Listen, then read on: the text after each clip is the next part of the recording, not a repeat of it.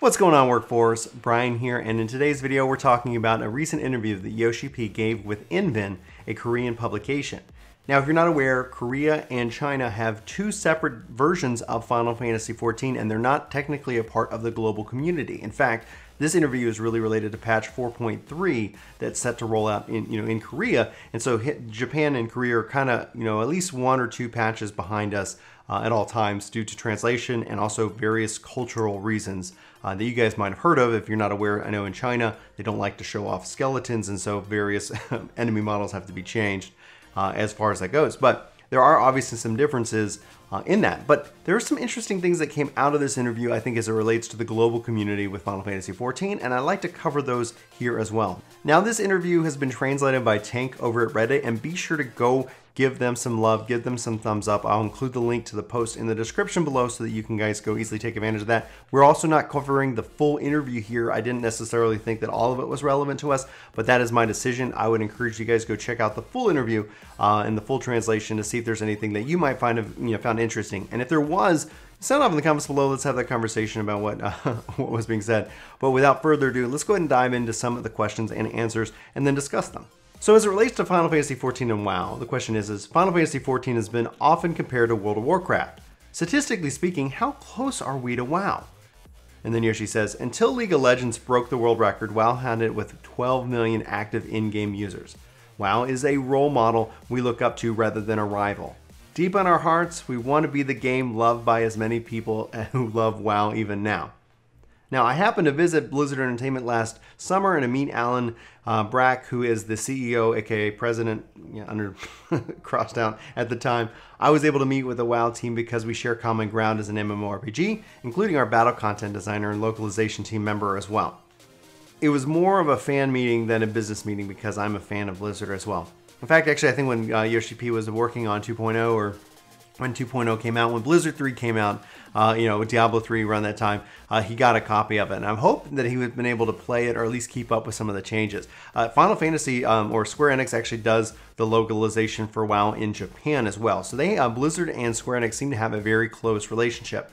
Obviously, business, the competition, like they said, they're in their hearts. They would love to be, as loved as WoW is, but it is important to see them, and I like how they kind of take it as a role model. Now, on the negative side of that, like I know people in the community, we don't want to be a WoW clone. We don't want, people like, it's easy to kind of bash on the top dog, in this case being WoW and being World of Warcraft. But at the end of it, like, and this goes beyond WoW. I think that as a game and as produced like a Yoshi-P, I want him looking at what other games are doing to see what is good for Final Fantasy XIV. There's always really good ideas. People are trying new things. Some things work, some things don't. And especially when something doesn't work, it's okay. That's fine. But what was it that didn't work about it? Was it bad just all out? And some people take that idea like, oh, here's an idea that sounds interesting and it was poorly executed and therefore the whole idea is bad. Or you end up having kind of a shift back to where it's like, well, like maybe we can tweak it and tool it. And at some point you might find the right implementation of said idea.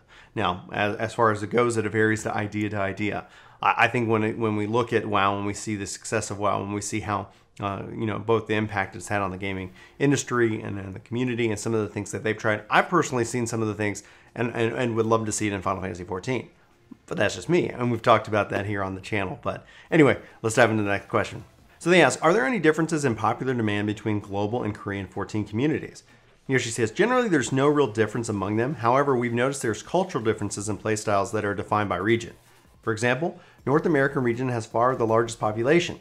But based on statistics and login server traffic, many adventurers spend their time on the new contents for about 2 months, whenever major updates come in.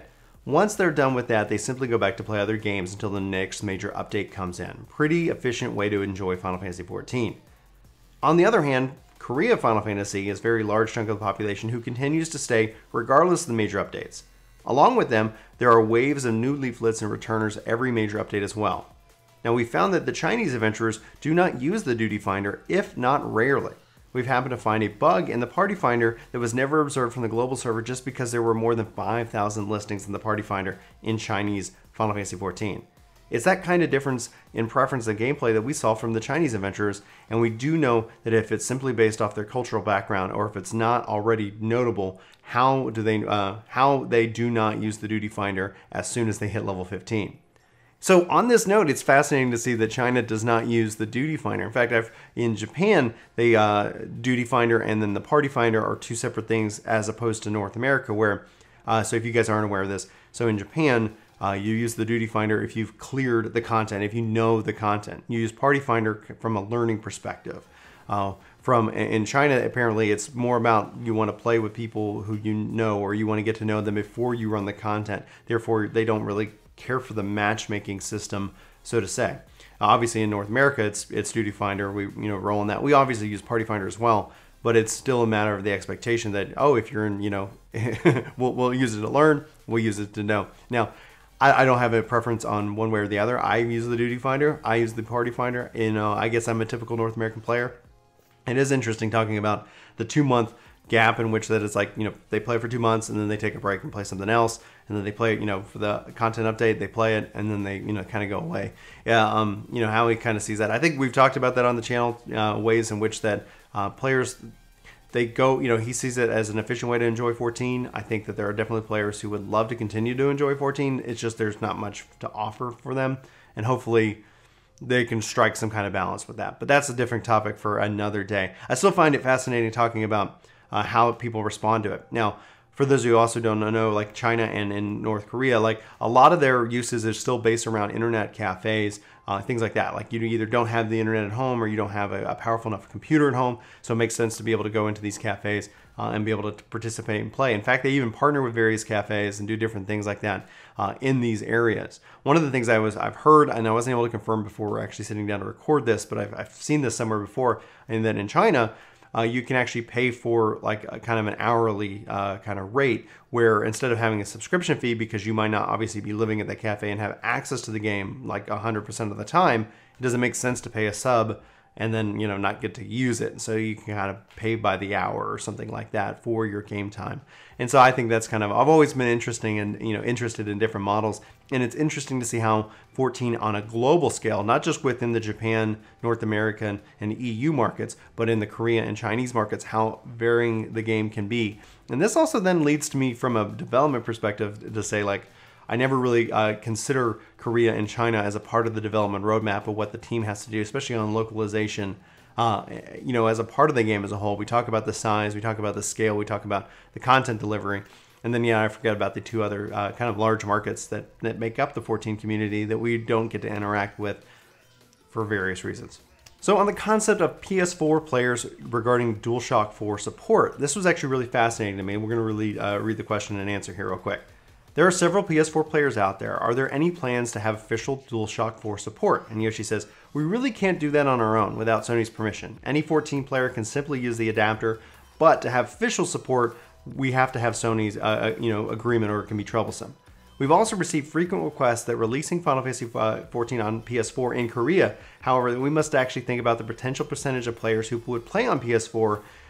We need to develop graphic resources and develop a proper Korean font again to make this even possible. Difficult in terms of corporational level, but we're definitely considering it along with Sony's Korea's representative for the long run. It's less about Final Fantasy XIV and more about the potential of PS4 in Korea, and we hope to cooperate to benefit both of us. To definitely don't give up, so please don't turn down our hopes too soon. So this is quite interesting. I did not realize that there was not a PS4 version of Final Fantasy XIV in Korea, once just, again, the global community perspective. Also, talking about the support for DualShock 4 and how he needs Sony's permission. Now, like, you can use DualShock 4 on a PC. Sony's been opening that up a little bit more and more. And I know I've actually talked with somebody about Final Fantasy XI and PS4 controller and ways that they can go about trying to map that to get that to work properly. It's fascinating to kind of see this, because then why is it not in there? Well, it's about a font thing, and that's also working with Sony. And it's like so many little business things and so many meetings that I would have to assume that I just find this just utterly fascinating. Like, and so I wanted to share. Like, the fact is that it's not on PS4, and then to do that, they need to do a proper Korean font. They're working with Sony. They're doing all these things. And I'm just like, goodness gracious, how do you not just beat your head against the wall some days when it's just like, come on, guys. But then obviously the biggest thing is that what kind of demand is there going to be in Korea for Final Fantasy XIV on the PS4? I don't know. Like, it's gonna the fact that back into the previous comment of internet cafes and having a powerful enough PC, like what is the the penetration rate with PS4 in that market, and how does that work out? So there's just a lot of curiosity that I have wrapped around this. If you know more about like this concept of the Korean video game market, please let me know. I would love to know more. I just wanted to share this with you because it just really brings more questions to my mind than I could possibly answer at this point in time. So the big question coming around free-to-play, obviously, is free-to-play something you've considered yet? Yoshi-P says, absolutely not. This is a business after all, and we look at profits through games. However, we consider the close trust between the developers and the players as simply trying to maximize profit in the short period of time. Games like Dragon Quest Builder recently released in Korea, and Final Fantasy XIV is similar in that sense. It's all about, if these guys make this game, it's safe to play and I'm likely going to enjoy myself. It's much more beneficial for them in the long run. From the developer's perspective, we think that quick profits is not the right way, even with Final Fantasy XIV is making sizable profits surprisingly well. We do not want to push players to reach further into the wallet. Instead, it would be better to encourage at least 2 to 3 times the population with lowered spending overall per individual to establish a healthy continuation of 3 to 10 years in sight. Hence, we have no plans for free-to-play at all. In addition, the social game market in Japan is in rough condition. Many of these games do not last past 2 months, and the way I see it, it's broken trust between the developers and the players looking at profit over anything else, and the only thing left out after all these games are born and dead are the characters and the IPs. And I think this is hugely important, and it actually brings up some interesting things. I've always wondered about free-to-play. Free-to-play has been this huge push. A lot of people seem, to prefer it. Like, oh, it costs me nothing and I can get these benefits. But then you look at the kind of the game, the way that they kind of have to bring in the gotcha mechanics to try to get you to open your wallet and spend that money. I tend to avoid free-to-play games. I tend to worry about free-to-play games. There are games who handle it very well. Warframe being like a game that I think handles their market and economy and how they deliver content and how they respect the players very well. But Yoshi-P is talking about a 3 to 10 year plan, especially as it relates to 14, especially as it relates to the developer trust and the player trust. Like, I feel like I'm getting my value in every time that my subscription comes up. I'm enjoying the game. I look at it, cost per hour spent. I definitely spend way more hours than I do money in the world of Final Fantasy 14. I think it also helps from a budgetary perspective, having a more ready flow. And I think at the end of it, when you're talking about $12 a month. Like, if you kind of think about it, that ends up being about, $45, per patch, so to say, if you're actively subbed. And it's like, okay, well, like, this is a really consistent thing. And it's not having having some people having to spend thousands of dollars and some people having to spend a couple bucks. This brings up to questions about the MOG station, the cash shop, and some of these things where it feels like, more stuff has been showing up there than maybe in the game. And that's just my personal perspective. But also at the same time, seems like more items have been returning to being vendorable in the game, especially with these events, and not just living in the MOG station for sale for cash. And I kind of like that shift as well. So it's it's like, it's not about, they're a company, you got to make profits, etc. I'm glad that he's always pushing against free to play. He has said in the past that if 90% of the players wanted it, they'd consider it. But I guarantee you, there's no 90% of this player base that wants a free to play game.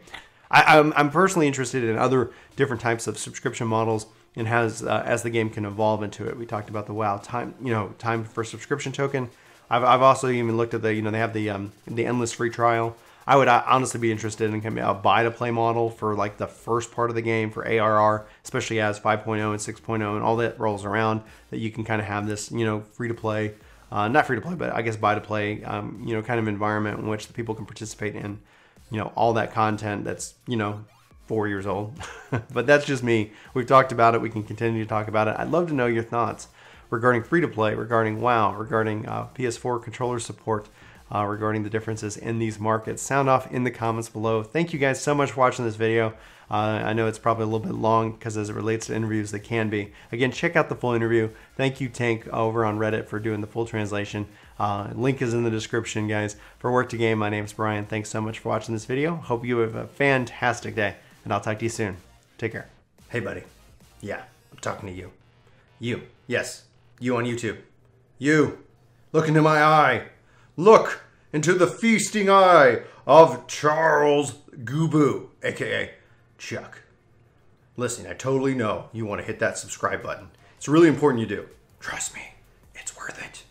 It's worth it. The eyes don't lie. Okay, all right. Good talk. Good talk. Oh, and thanks to our patrons. You guys are amazing. Gubu, Chubu, out.